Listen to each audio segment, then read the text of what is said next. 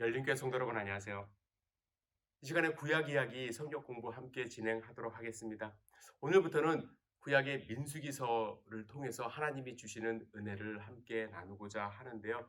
먼저 간단하게 민수기서의 저자에 대해서 말씀드리겠습니다. 여러분, 민수기서는 누가 지었을까요? 예, 많은 사람들이 잘 아시는 것처럼 모세가 민수기서를 지었습니다. 그런데 많은 사람들이 이제 모세가 직접 지었다라는 것에 대해서 이제 부인하는 그런 경우가 있습니다. 후대 사람들이 그 당시에 있었던 일들을 여러 자료를 통해서 조합을 해서 이제 창작을 해냈다 이렇게 이야기를 하는데요. 성경 자체도 모세가 직접 지었다라고 이제 증명을 하고 있지만 여러분들 이걸 잘 생각하셔야 돼요. 모세가 처음부터 끝까지 앉아서 한꺼번에 이렇게 막 지었다라는 의미가 아닙니다. 모세가 직접 한 말들, 또 모세가 하나님께 들었던 말씀, 또 모세가 쓴 글들이 분명히 있습니다. 그리고 또 성경을 읽다 보면 모세가 제3자로 나타나서 이거 모세가 지은 거 맞아? 라고 이제 오해할 수도 있는데 여러분들 이것을 잘 생각을 하셔야 돼요. 지금도 자서전 책을 보면은 그 주인공이 제3자처럼 이제 나옵니다. 그래서 누군가가 그 글을 쓴 것처럼 이제 글을 쓰는 경우가 있는데요. 그렇다 하더라도 그 자서전의 저자는 그 주인공으로 이제 우리가 크레딧을 줍니다. 성경을 읽다 보면 모세가 제3자처럼 나오는 경우도 있지만 마치 후대 사람들이 그것을 편집한 흔적이 있는 것처럼 보이긴 하지만 그럼에도 불구하고 민수기서 전체, 특히 모세 오경 전체는 모세의 입을 통해서 나온 말들, 또 모세가 주인공에 대해서 했던 행동들, 또 하나님께 직접 들었던 말씀을 모세가 선포함으로써 이루어진 글이기 때문에 모세의 저작권을 이제 부인할 수 없다라고 저는 생각을 합니다.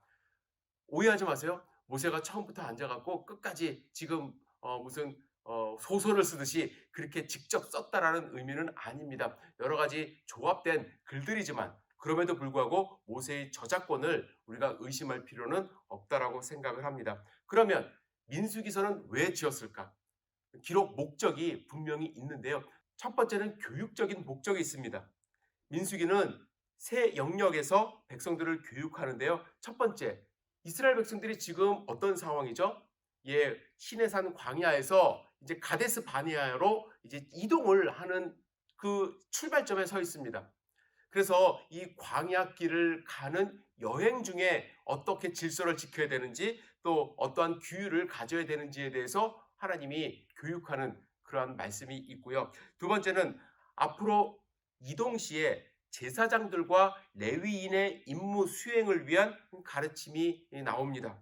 그리고 마지막으로 가나안 정복과 정착을 위해 준비해야 할 일들을 하나님이 가르쳐 주십니다. 이렇게 교육적인 목적이 분명히 있고요. 또한 역사적인 목적이 있습니다. 민수기서는 이스라엘 백성이 시내산에서 느보산까지 가는 약 40년간의 역사를 기록하고 있습니다. 하나님은 이 기간 동안에 출애굽을 경험하고도 불순종한 출애굽 세대를 이제 하나님이 징계를 하시죠. 그리고 가나안 땅을 이어받을 다음 세대를 여러 가지 방법으로 준비시켜 주고 계십니다. 우리는 이러한 역사를 통해서 백성을 인도하시는 하나님의 섭리, 그리고 백성을 훈련시키는 과정과 그 목적을 이제 발견할 수가 있습니다. 여러분, 하나님의 축복에 이르는 길에는 지름길이 없습니다. 하나님께서는 하나님 자녀의 믿음을 훈련시키기 위해서는 편안하고 안일한 환경보다는 수많은 시험과 시련의 환경을 허락하셨습니다. 그러나 이 민수기서를 통해서 우리가 알 수 있는 것은 하나님께서는 성도들에게, 하나님의 백성들에게 감당치 못할 시험을 허락하지 않는다라는 거예요. 그것을 역사적으로 증명하고 있습니다. 우리는 민수기서를 통해서 이 성도들이, 우리 믿는 사람들이 어려운 역경 속에서, 환경 속에서 얼마나 나약한가를 먼저 발견하게 됩니다. 그리고 이런 환경 속에서 승리할 수 있는 비결은 무엇인가? 역사의 기록을 통해서 우리가 배우게 되는 것이죠. 세 번째로 기독론적 목적이 있습니다. 기독론이라고 하면 예수님에 관련된 교리입니다. 민수기서를 통해서 예수님을 발견할 수 있도록 하나님이 인도하십니다. 민수기서를 읽으면 백성들이 반석에서 나오는 물을 마시는 장면이 나옵니다. 여기서 반석은 예수 그리스도를 의미하고요. 백성들이 마신 그 물은 예수님이 주실 성령을 의미합니다. 이것은 제 이야기가 아니라 초대교회 성도님들이 구약과 또 예수님을 묵상하면서 얻어낸 결론입니다. 또 하나님이 주신 지혜입니다. 또 이스라엘 백성들이 그것을 광야를 통해서 미리 경험한 사실입니다. 그리고 모세가 장대에 매단 놋뱀도 십자가에 달리신 예수 그리스도를 상징하는 것이고요. 예수님은 광야에서 이스라엘 백성들에게 주신 만나와 생명의 떡인 자신을 비교하면서 설명하셨습니다. 그리고 민수기서에 나오는 선지자 발람은 이스라엘에게서 장차 한 별이 나올 것이라고 예언을 했는데 그 별이 바로 메시아를 가리키는 예언이었던 것입니다. 그리고 이스라엘을 광야에서 인도한 구름 기둥과 불 기둥 역시 성령의 인도를 상징하고 있습니다. 여러분, 구약은 신약의 그림자입니다. 예수 그리스도의 그림자예요. 그래서 구약을 읽을 때 단순하게 수천 년 전에 이스라엘 백성의 역사로 읽지 마시고 그 역사를 통해서 예수님을 발견할 수 있도록 우리는 성경을 읽어야만 합니다. 그러면 민수기서는 어떤 구조로 되어 있는가? 크게 세 부분으로 나눌 수가 있습니다. 첫 번째 부분은 1장부터 10장 10절까지입니다. 여기서는 시내산에서 20여일 동안 일어났던 일을 기록하고 있는데요. 인구조사, 1차 인구조사가 일어나고 행군 준비하는 장면이 5장부터 10장 11절까지 나옵니다.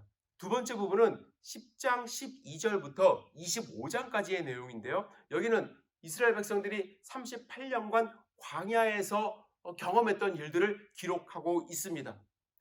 10장부터 12장은 가데스로 행군하는 모습이 나오고요. 그런데 13장과 14장에서 그들이 하나님께 크게 불순종하죠. 어떤 불순종인가요? 가나안 땅에 정탐꾼을 보냈더니 우리 거기 들어가지 못합니다.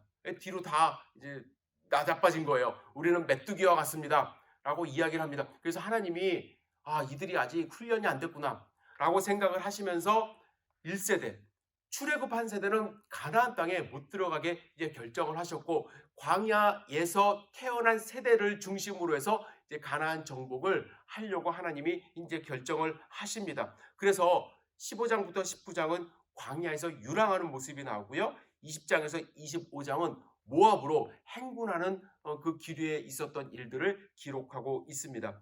그리고 마지막 부분은 26장부터 36장까지의 내용인데요.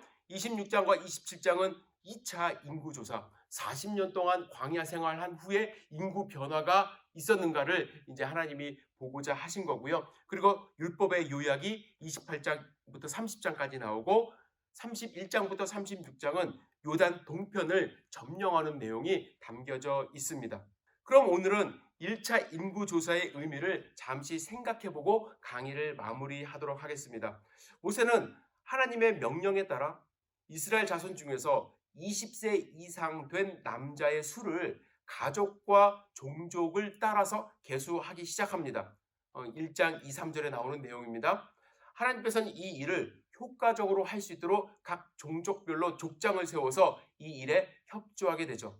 그 결과 조사된 인구의 총수 20세 이상의 남자입니다. 남자의 수는 60만 3,550명으로 집계가 되었습니다. 이게 상당히 많은 숫자입니다. 이 당시 고대 근동지방에서 남자만 60만 명이 넘는 인원이라고 하는 것은 정말 거대한 민족으로 성장했음을 이제 보여주고 계시는 거죠. 여러분, 우리 대한민국의 군인들의 전체 숫자가 얼마인 줄 아십니까? 60만 명이 안 됩니다. 그만큼 이스라엘 백성이 지금 단순 비교하기는 어렵지만 하나님의 축복으로 거대한 민족으로 성장했고 그 숫자를 다른 사람들이 족속들이 봤을 때 충분히 겁을 먹을 만한 그러한 민족이 되었던 것입니다. 여기에 몇 가지 특징이 있습니다. 첫 번째, 유다 지파가 가장 많았습니다. 유다 지파는 74,500명으로 집계가 되었는데요. 왜 유다 지파가 이렇게 많은 인구를 갖게 되었을까? 여기에는 그 이유가 있다고 생각을 합니다. 유다가 장자의 역할을 수행하고 있었기 때문에 그렇습니다. 사실 유다는 네 번째 아들입니다. 야곱의 네 번째 아들이에요. 첫 번째 아들이 누구죠? 루벤입니다. 하지만 루벤은 서모를 범함으로써 야곱의 저주를 받아서 더 이상 장자의 직분을 역할을 할 수가 없게 되었고요. 그리고 두 번째는 시므온이고 셋째가 레위입니다. 하지만 시므온과 레위는 야곱이 바단 아람에서 돌아와 세겜에 정착했을 때 세겜 사람들을 도륙하는 동생 디나의 일 때문에 흥분을 해서 도륙하는 그러한 큰 범죄를 저지르죠. 그래서 야곱에게 저주를 받습니다. 그래서 넷째 아들 유다가 이제 장자의 역할을 수행하기 시작을 하게 되는 것입니다. 그리고 두 번째로 우리가 생각해 볼 수 있는 것은 1차 조사에서 가장 인구가 적은 지파는 요셉의 아들 므낫세 지파입니다. 사실 요셉을 한 지파로 보면은 유다 지파 다음으로 큽니다. 므낫세와 에브라임을 합치면 72,700명이어야 되는데, 그런데 하나님은 레위 지파를 계수에 넣지 않고 요셉을 두 개로 나누어서 한 지파씩 차지하도록 하셨습니다. 그래서 1차 조사 때는 므낫세가 인구가 가장 적었지만, 그리고 40년 후에는 므낫세가 많이 성장하는 모습을 볼 수 있게 됩니다. 시므온에 대해서 잠깐 이야기를 좀 하면요. 시므온은 1차 조사에서 59,300명으로 인구가 그래도 많았어요. 그런데 40년 후에 2차 조사를 했을 때 22,200명으로 인구가 반 이하로 줄게 됩니다. 그 이유는 바알보올 사건이 일어납니다. 거기서 시므리라는 사람이 반역을 하게 되고 하나님으로부터 떠나서 이제 우상을 숭배하는 사건을 많이 쫓아갔기 때문에 하나님이 거기서 징계를 내리셔서 인구가 절반 이하로 줄게 되고, 그리고 나중에는 이 시므온 지파는 한 곳에 정착하지 못하고 뿔뿔이 흩어져서 그 흔적을 찾을 수가 없는 그러한 지파로 전락하게 됩니다. 전체적으로 볼 때 이스라엘 인구는 60만 명이 넘는 대군을 갖춘 민족으로 성장을 했습니다. 하나님이 아브라함에게 하신 언약이 성취되고 있음을 보여주고 계십니다. 오늘은 여기까지 우리가 함께 공부를 하고요. 다음 주에는 5장부터 10장까지 나오는 행군 준비하는 내용을 간략하게 함께 생각해 보도록 하겠습니다. 민수기, 이 안에 이름이 많이 나온다고 어려워하지 마시고 재미있게 함께 읽으시고 하나님의 은혜를 나누시기를 부탁드립니다. 다음 시간에 함께 뵙겠습니다. 감사합니다.